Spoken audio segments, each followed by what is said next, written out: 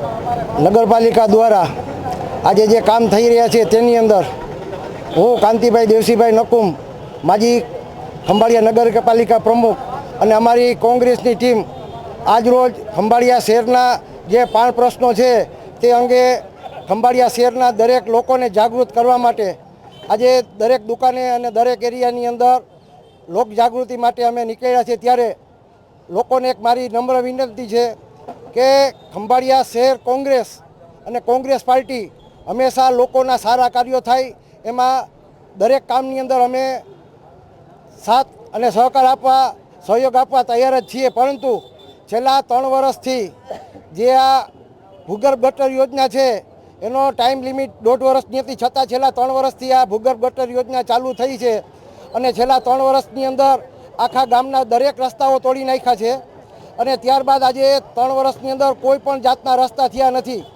ચોમાસાની અંદર આપણે બધાએ જોયું હતું કે વરસાદની અંદર દરેક જગ્યાએ ખાડા થઈ ગયા, એની અંદર મોરમ નાખી અને આખું ગામ રબડિયું થઈ ગયું હતું અને ત્યારબાદ અત્યારે પરિસ્થિતિ એવી આવી છે કે જે મોરમ નાખી હતી એ આજે ધૂળ દ્વારા આખા ગામને ધૂળિયું ખંભાળિયા શહેર થઈ ગયું છે અને 70% લોકો અત્યારે દવાખાનાની અંદર આ ધૂળને ધુમાડિયાના હિસાબે બીમાર પડ્યા છે। અમારી નમ્ર વિનંતી છે શાસક પક્ષોને કે તમે આજે 28માંથી 19 જણાની બહુમતી હોવા છતાં એક ચક્રીય શાસન છે, છેલ્લા 10 વર્ષની અંદર ભાજપનું શાસન છે, છતાં પણ આ ગામની અંદર કોઈ પણ એવું લોકસાર્ય કે કામ એવું થયું નથી।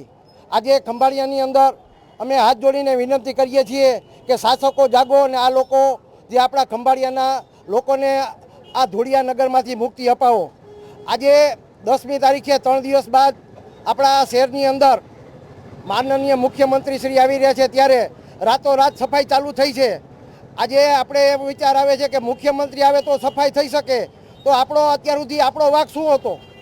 આજે રાતોરાત કોઈ પણ જાતના પ્લાન વગર એમને એમ રાતોરાત રસ્તાઓ ઉપર ડામર રોડ પથરાઈ જાય છે।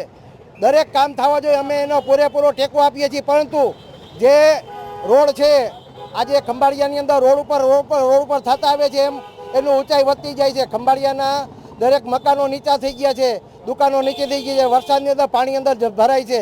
તો રોડ જે કાંઈ કરવાના હોય, આજે 7 કરોડ અને 27 લાખ રૂપિયાના નવા રોડ થઈ રહ્યા છે, ત્યારે હું હાથ જોડીને વિનંતી કરું છું કે જે કોઈ રોડ તમે બનાવો એની અંદર પૂરેપૂરું કાયદેસરનું ખોદકામ કરી માટીને પાણાને કપચી નાખી રોલર કરી અને પાકાને સારા અને મજબૂત રોડ બનાવો। આજે જે તમે કામ કરો છો એ ખાલી દેખાવ પૂરતો નહીં પણ નક્કર કામ કરો। આજે પાણીની પાઇપલાઇનના નામે આજે હજારો લીટર પાણી જોગતર નાકાથી નગર નાકાનો જે રોડ છે ગર્લ્સ સ્કૂલવાળો, ત્યારે આજે છેલ્લા 10 દિવસથી પાણીની લાઈનો તૂટી ગઈ છે, કોઈ રિપેરિંગ કરતું નથી।